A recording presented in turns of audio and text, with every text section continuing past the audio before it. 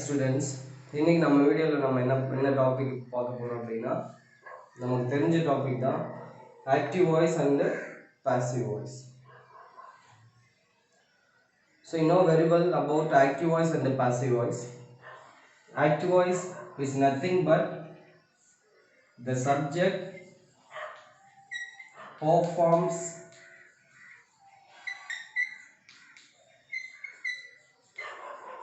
the action. In passive voice,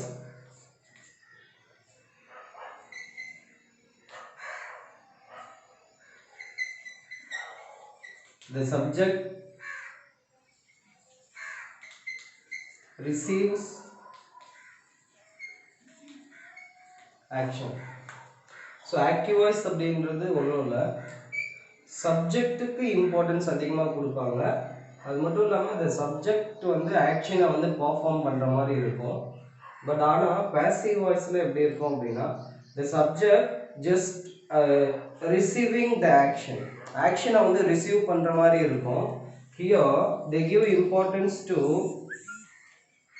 action. So in this sentence, in active voice they give importance to subject. So சப்ஜெக்ட்டுக்கு important கொடுத்தாங்கன்னா அது active voice, ஆக்ஷனுக்கு important கொடுத்துருந்தாங்க அப்படின்னா அது passive voice. So இங்கே action வந்து சப்ஜெக்ட் செய்கிற மாதிரி இருக்கும், இங்கே வந்து சப்ஜெக்ட் வந்து ஆக்ஷனை வந்து ரிசீவ் பண்ணுற மாதிரி இருக்கும். ஸோ இதுதான் இது ரெண்டுத்துக்குள்ள வித்தியாசம். மற்றபடி active voice and passive voice, இப்போ ஆக்டிவ் வாய்ஸுக்கு இருக்கிற மீனிங்கும் பாசிவ் வாய்ஸுக்கு இருக்கிற மீனிங்கும் ஒரே மாதிரி இருக்குமா மாறுமா அப்படின்னா ஒரே மீனிங் தான், but the pattern of the sentence is different. That's all. So before we enter into the topic, let's see about the basic concept which is useful for knowing active voice and passive voice. Okay, see here.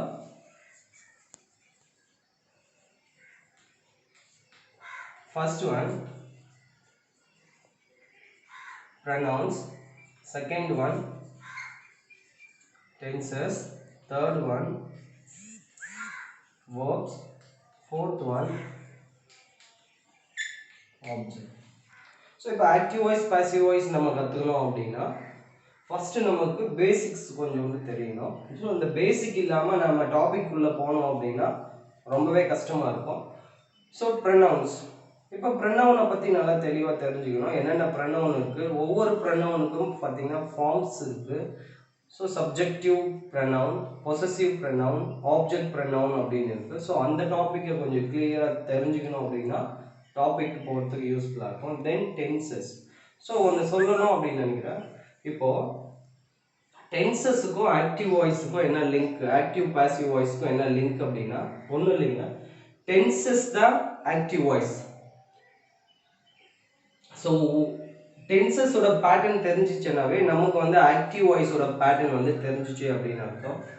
தென் எதை பற்றி தெரிஞ்சிருக்கணும்னா வேர்பை பற்றி தெளிவாக தெரிஞ்சிருக்கணும். So இங்கே வேர்பை வச்சு தான் நம்ம என்ன கண்டுபிடிக்க போகிறோம், ஒரு சென்டென்ஸ் வந்து ஆக்டிவ் வாய்ஸா பாசிவ் வாய்ஸா அப்படின்னு கண்டுபிடிக்கிறதுக்கு வேர்பு தான் நமக்கு யூஸ் ஆகும். தென் ஆப்ஜெக்ட், ஒரு ஆக்டிவ் வாய்ஸ் பாசிவ் வாய்ஸ் அப்படின்னு எடுத்துக்கணும்னா ஆப்ஜெக்ட் இல்லாமல் ஆக்டிவ் டு பாசிவ் வந்து object, without object there is a possibility of active voice into there is a possibility of passive voice. But object வந்து ஒரு சென்டென்ஸில் active to passive மாற்றணும்னா object வந்து important ஆங்க. So how to find out the object in a sentence. So இந்த மாதிரி so இந்த 4 விஷயங்களுக்கு நம்ம answer தெளிவாக தெரிஞ்சிச்சு அப்படின்னா டாபிக் உள்ள போனால் நமக்கு வந்து கொஞ்சம் யூஸ்ஃபுல்லாக இருக்கும். Okay, let's we see about the basic concept of pronouns, tenses, verbs and object.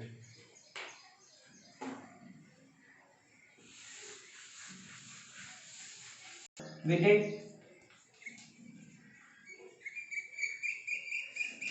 pronoun. So what is pronoun? So instead of noun is called as pronoun.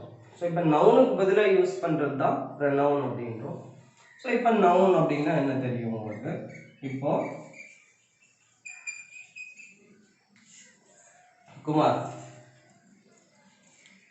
Kumar, here Kumar is noun. So the pronoun for Kumar is he.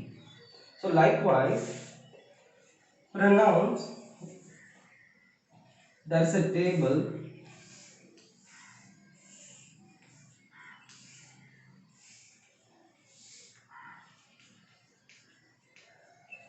person singular plural. So இப்போ pronoun பார்த்தோம். அதாவது ப்ரனவுனில் பார்த்தீங்கன்னா first person, second person, third person அப்படின்னு சொல்லிட்டு பிரிக்கிறாங்க. So இப்போ அந்த first person யாரு, செகண்ட் பர்சன் யாரு, தேர்ட் பர்சன் யாரு, ஸோ அப்படின்னு தெளிவாக பார்த்தோம்னாவே உங்களுக்கு இதுக்கான மீனிங் வந்து கிடைச்சிடும். ஸோ ஃபர்ஸ்ட் ப்ரனவுன்னா நான் சொல்லிட்டேன். Instead of a noun. So instead of a noun is known as pronoun. Then it has a table. One is person, singular, plural. So person ல பாத்தீங்கன்னா first person, second person, third person அப்படின்ட்டு இருக்கு. So இப்போ இந்த first பர்சன்ன்றது யாரு, அவங்களுக்கு என்ன pronoun கொடுக்கலாம், செகண்ட் பர்சன்ன்றது யாரு, அவங்களுக்கு என்ன ப்ரனவுன் கொடுக்கலாம். ஸோ ஒன்றும் இல்லை, ஃபர்ஸ்ட் பர்சன் அப்படின்றது இப்போ நான் வந்து உங்ககிட்ட பேசிட்டு இருக்கேன். இப்போ நான் வந்து ஃபர்ஸ்ட் பர்சன். ஸோ எனக்கு ஆப்போசிட்ல இருக்கிற நீங்க வந்து செகண்ட் பர்சன். ஸோ இப்போ ஃபர்ஸ்ட் பர்சன்ல நான் தனியாக நின்றுட்டு இருக்கேன். ஸோ நான் வந்து சிங்குலர். அதே என் கூட ரெண்டு பேர் நின்றுட்டு இருந்தாங்க அப்படின்னா அது ப்ளூரல்.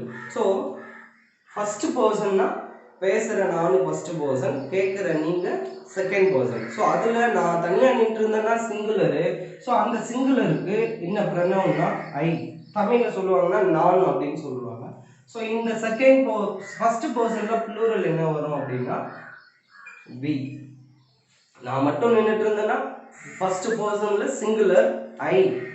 நான் என் கூட இன்னும் ரெண்டு பேர் நின்றுட்டு இருந்தாங்க அப்படின்னா ஃபர்ஸ்ட் பர்சன்ல plural we. So that's all. இப்போ செகண்ட் பர்சன்ல வரும். ஸோ எனக்கு ஆப்போசிட்ல இருக்கிற நீங்க. ஸோ ஃபர்ஸ்ட் பர்சன் செகண்ட் பர்சன்ல சிங்குலர் என்னன்னா யூ, ப்ளூரலும் யூ தான். ஸோ அதாவது தமிழில் நீ, நீங்கள். ஸோ அந்த நீன்ற வார்த்தைக்கும் நீங்கள் அப்படின்ற வார்த்தைக்கும் பெரிய வித்தியாசம் ஒன்றும் இல்லை. ஸோ கிராமரில் யூ யூ ரெண்டுமே தான் யூஸ் பண்ணுறாங்க. ஸோ இதில் எந்த சேஞ்சுமே வர்றதில்லை. ஸோ இங்கே கொஞ்சம் கேர்ஃபுல்லாக இருக்கணும். தென் தேர்ட் பர்சன் யாருன்னா ஃபர்ஸ்ட் பர்சனான நானும் இல்லை, செகண்ட் பர்சனான நீங்களும் இல்லை. ஸோ நம்மளை சுற்றி இருக்கிற எல்லாருமே இங்கே தேர்ட் பர்சன் தான். அதில் சிங்குலர் என்ன, மேலாக இருந்தாங்க அப்படின்னா இ, ஃபீமேலாக இருந்தாங்க அப்படின்னா ஷீ, லிவிங் திங் அதாவது மனுஷனை தவிர மற்ற எல்லாருமே பார்த்தீங்கன்னா அந்த இட்டில் வந்துடுவாங்க. லிவிங் திங் ப்ளஸ் நான் அனிமல்ஸ், பேர்ட்ஸ் இது எல்லாமே பார்த்தீங்கன்னா இட்டில் வந்துடும்.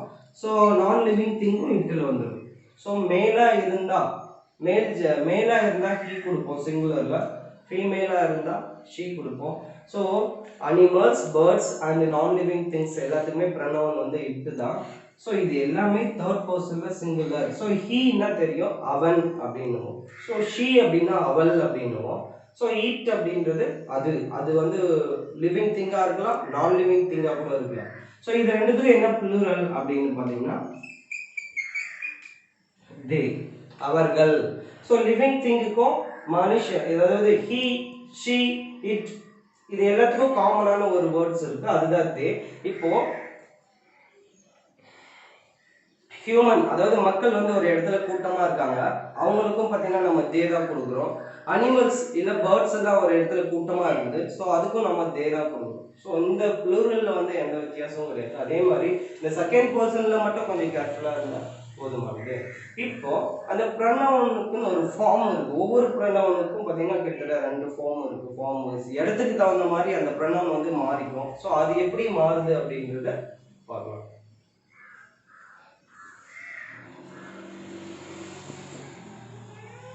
இதுக்கு ஒரு டேபிள் கூட.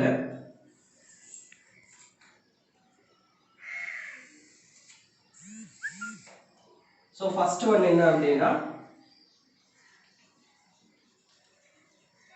Subject case,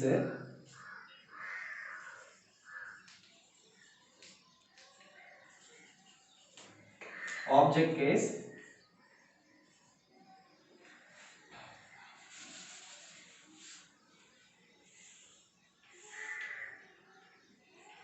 second table first one வந்து சப்ஜெக்ட் கேஸ் போட்டுக்கலாம், செகண்ட் ஒன் வந்து பொசசிவ் கேஸ்,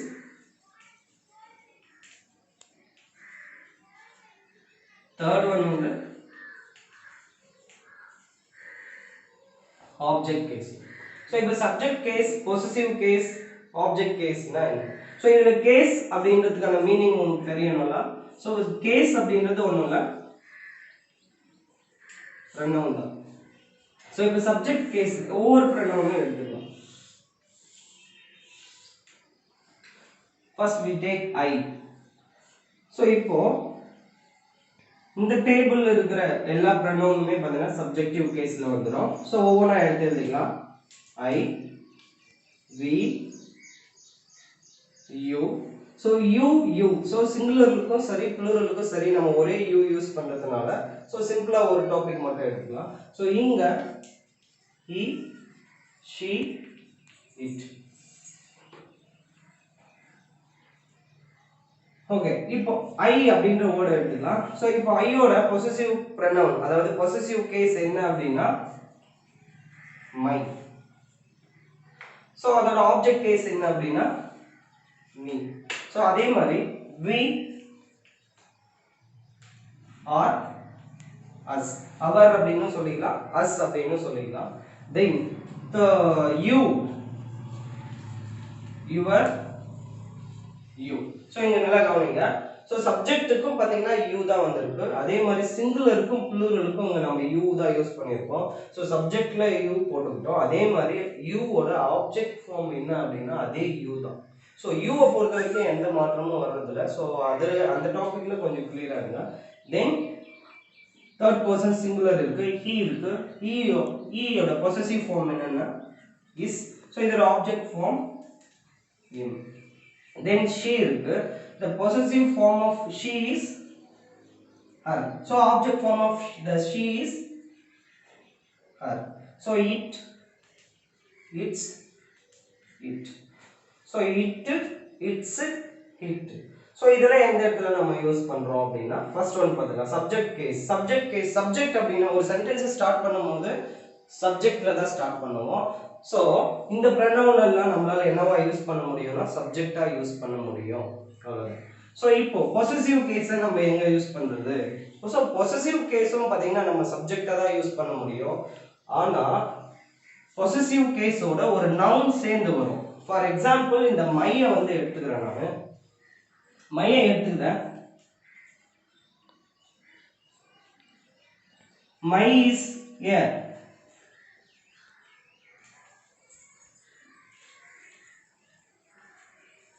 டீச்சர் அப்படின்னு ஒரு சென்டென்ஸ் இது. அதாவது சப்ஜெக்ட் கேஸும் சரி பொசசிவ் கேஸும் சரி நம்ம சப்ஜெக்டை தான் யூஸ் பண்ண முடியும். ஆனா பொசசிவ் கேஸ்ல மட்டும் ஒரு சின்ன சேஞ்ச், பொசசிவ் கேஸ் தனியா வராது, it comes with another noun, இன்னொரு நவுனோட சேர்ந்து தான் வரும். இங்க ஒரு சென்டென்ஸ் எழுதி இருக்கேன். ஸோ நான் இப்போ அந்த மையை மட்டும் தனியா யூஸ் பண்ணி ஒரு சென்டென்ஸ் எழுதி இருக்கேன். ஸோ அது மீனிங்கை கொடுக்குதா அப்படின்னா கொடுக்கல. So my is the teacher. So நம்ம யாரை மென்ஷன் பண்றோம்னு தெரியல. ஸோ அதே my father is a teacher. So இங்க அந்த மைன்றது possessive pronoun, father அப்படின்றது another noun. So ஒரு possessive case, possessive pronouns cannot comes alone, it comes with another noun. So இதுதான் எங்க மீனிங். ஸோ இந்த noun, the possessive எல்லாமே இன்னொரு நவுனோட சேர்ந்து தான் வரும். இதையும் நம்ம என்னதான் யூஸ் பண்றோம், சேர்த்து சப்ஜெக்ட் அப்படின்ற பேர்ல தான் சொல்லிக்கிறோம், சப்ஜெக்டா தான் யூஸ் பண்றோம். ஸோ அப்படின்னா சப்ஜெக்ட் கேஸும் சப்ஜெக்டா தான் யூஸ் பண்றோம், பொசசிவ் கேஸையும் சப்ஜெக்டா தான் யூஸ் பண்றோம். ஆப்ஜெக்ட் கேஸ் அப்படின்றது பார்த்தீங்கன்னா ஒரு சென்டென்ஸோட மிடில்லையும் சரி எண்ட்லையும் சரி யூஸ் பண்றது தான் அந்த ஆப்ஜெக்ட் கேஸ் அப்படின்றோம். ஸோ இப்போ ப்ரொனவுனை பத்தி தெளிவா பார்த்துருப்பீங்க. நெக்ஸ்ட் என்ன டாபிக் அப்படின்னா டென்சஸ். ஸோ இப்போ ஆப்ஜெக்ட் அப்படின்னா என்னன்னு பார்க்க போறோம். So how to find out the object in a sentence. So இது வெரி ஈஸி. ஸோ இப்போ வாட் இஸ் ஆப்ஜெக்ட்? ஸோ ஆப்ஜெக்ட்ன்றது ஒன்றும் இல்லை, ஒவ்வொரு சென்டென்ஸுமே பார்த்தீங்கன்னா ஒரே வேர்ட்ஸை வச்சு ஒரு சென்டென்ஸை வந்து நம்மளால கிரியேட் பண்ண முடியாது. ஃபார் எக்ஸாம்பிள் இப்போ நவுனை மட்டுமே யூஸ் பண்ணி நம்ம ஒரு சென்டென்ஸை வந்து கிரியேட் பண்ண முடியாது. It cannot give a complete meaning. So அதே மாதிரி ஒரு சென்டென்ஸ்ன்னு எடுத்துக்கிட்டோம்னா ஒரு சப்ஜெக்ட் இருக்கும், ப்ளஸ் வேர்ப் இருக்கும், ப்ளஸ் ஆப்ஜெக்ட் இருக்கும், ஆர் அட்வர்ப் அட்ஜெக்ட் இருக்கும், இல்லைன்னா காம்ப்ளிமெண்ட் இருக்கும். ஸோ இந்த மாதிரி so variety of words combine together and give a complete meaning is called sentence. So அந்த மாதிரி ஒரு சென்டென்ஸ்னு எடுத்துக்கினா இது எல்லாமே சேர்ந்து இருக்கும், அதுதான் ஒரு முழு மீனிங்கை கொடுக்கும். ஸோ அப்படின்னா இந்த மாதிரியான சென்டென்ஸில் எப்படி ஒரு ஆப்ஜெக்டை நம்ம செலக்ட் பண்ணுறது, எப்படி ஆப்ஜெக்டை வந்து நம்ம ஐடென்டிஃபை பண்ணுறது அப்படின்னு பார்ப்போம். ஸோ ஆப்ஜெக்ட் ஒரு சென்டென்ஸில் கண்டுபிடிக்கணும் அப்படின்னா டூ வேஸ் இருக்கு. By asking two questions. The first one is what? Another one is whom. So இந்த என்ன யாருக்கு இந்த ரெண்டு கொஷினை நம்ம வந்து ஒரு சென்டென்ஸை படிச்சுட்டு கேட்டோம் அப்படின்னா இந்த ரெண்டு கொஷினுக்கு என்ன வேர்டு வந்து ஆன்சராக வருதோ அந்த வேர்டு தான் நம்ம என்ன ஐடென்டிஃபை பண்ணலாம், ஆப்ஜெக்ட் அப்படின்ட்டு ஐடென்டிஃபை பண்ணலாம். ஸோ இப்போ ஒரு எக்ஸாம்பிள் எடுக்கிறேன். The postman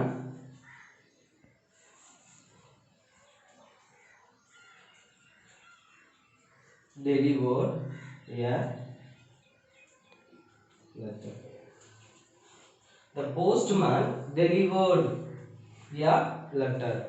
This is a sentence inga. இங்க postman அப்படின்றது சப்ஜெக்ட், delivered அப்படின்றது லெட்டர் எடுத்து போய் கொடுக்குறது. ஓகே, போஸ்ட்மேன் டெலிவர் பண்ணாரு. போஸ்ட்மேன் என்ன டெலிவர் பண்ணாரு அப்படின்ற கொஸ்டினை ரைஸ் பண்றப்போ ஏன் லெட்டர் அப்படின்றது நமக்கு ஆன்சரா வருது. ஸோ இங்க postman delivered what did the postman deliver அப்படின்ற ஒரு கொஸ்டினை ரைஸ் பண்ணணும். ஸோ அப்படி வாட்டை வச்சு நம்ம ஒரு கொஸ்டின் ஃப்ரேம் பண்ணும்போது அங்க என்ன ஆன்சரா வரும்னா ஏன் லெட்டர் வரும். ஸோ அதுதான் அங்க ஆப்ஜெக்ட் அப்படின்னு கண்டுபிடிச்சிக்கலாம். ஸோ இப்போ வேற மெத்தட்ல எப்படி கண்டுபிடிக்கிறது, இந்த whom வச்சு எப்படி ஐடென்டிஃபை பண்றது. For example, my uncle gave a watch to me. So இந்த சென்டென்ஸ்ல மை அங்கிள் அப்படின்றது சப்ஜெக்ட். ஸோ கேவ்ன்றது V2, ஏ வாட்ச் அப்படின்றது கொஷின் ரைஸ் பண்ணணும். So my uncle gave, what did my uncle give அப்படின்ற ஒரு கொஷினை ரைஸ் பண்ணுறோம். வாட் மை எங்க மாமா என்ன கொடுத்தாரு, என்ன கொடுத்தாரு அப்படின்னா இங்கே வாட்ச் தான் வரும். ஸோ இதனால இது ஆப்ஜெக்ட். இப்போ whom அப்படின்னா யார் யாருக்கு.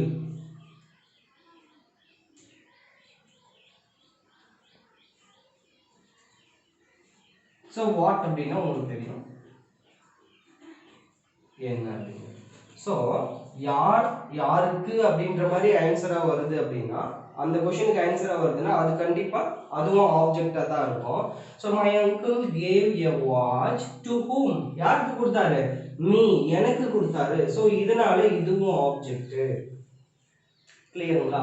ஸோ இப்போ ஆப்ஜெக்ட்ல பார்த்தீங்கன்னா ரெண்டு டைப் இருக்கு. ஒன் இஸ் ரெண்டு மெத்தட்ல கண்டுபிடிக்கலாம். ஒன்று வாட், ஒன்று whom. இப்போ வாட்டை வச்சு ஆன்சர் ஒரு கொஸ்டினுக்கு ஆன்சரா வருது அப்படின்னா அதுக்கு டைரக்ட் ஆப்ஜெக்ட் அப்படின்னுவாங்க.